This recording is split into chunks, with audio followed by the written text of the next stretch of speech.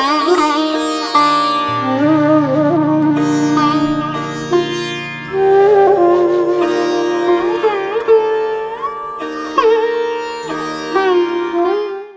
रूप की राशि है और जिससे गुण कहने से समाप्त नहीं है। रूप की राशि और भगवान के गुण को कितना कहा जाए वो समाप्ति नहीं होता। ये सारी चौपाइयों का अर्थ हमने सुना, अब इसकी व्याख्या सुनते हैं। गोस्वामी जी कहते हैं कि चरित्र का गान करते जो जान लेते वे हरि का पद पाते, वे फिर संसार की मोह माया में नहीं फंसते। और एक बात कहते हैं, चूंकि मनु शत्रुपा के रूप में तपस्या करने पर भगवान ने जो आशीर्वाद दिया था कि दशरथ ने कहा था कि हम आपको पुत्र के रूप में, मतलब मनु ने कहा था कि हम पुत्र के रूप में आपको आप जैसा पुत्र चाहते हैं, तो बोले हमारे जैसा कौन होगा, हम ही आपके यहाँ पुत्र बन के आ जाएंगे। कौशल्या ने कहा था कि नहीं, मुझे ज्ञान भक्ति वैराग्य चाहिए, वो पर ब्रह्म स्वरूप परमात्मा का जो आपका स्वरूप है, तपस्या के फल स्वरूप जो आप वरदान है, वो वरदान देने वाले वो हमें दीजिए। तो बोले समय आने पर देंगे।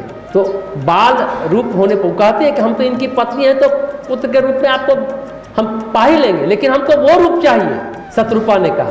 तो वही मनु शत्रुपा जब दशरथ और कौशल्या बनते हैं तो भगवान आते हैं, आने से पहले वही अपना स्वरूप परमानंद का, परब्रह्म परमात्मा का स्वरूप कौशल्या जी को दिखाते हैं, बताते हैं। और तो बोलती है कि कौशल्या का जो ज्ञान उस समय हुआ वो फिर उसके बाद एक क्षण के लिए लुप्त नहीं हुआ। कई के षड्यंत्र के बावजूद भी उनके अंदर कोई राग और द्वेष उत्पन्न नहीं हुआ, क्योंकि भगवान ने कहा था, माँ एक क्षण के लिए भी आपके मन से विवेक जाएगा ही नहीं। वनगमन के समय कौशल्या जी का विवेक जा सकता था, लेकिन नहीं गया। ज्ञान भक्ति और वैराग्य संपूर्ण रूप से उनके अंदर स्थिर रहा। राम जी का जन्म हुआ, भगवान जी आ गए। भगवान श्री राम पर ब्रह्म परमेश्वर परमात्मा ने मानव रूप धारण किया। शिशु लीला बाल लीला का आरंभ हुआ। दशरथ के आंगन में कौशल्या की गोद में प्रकट हुए। बड़ी प्रतीक्षा थी।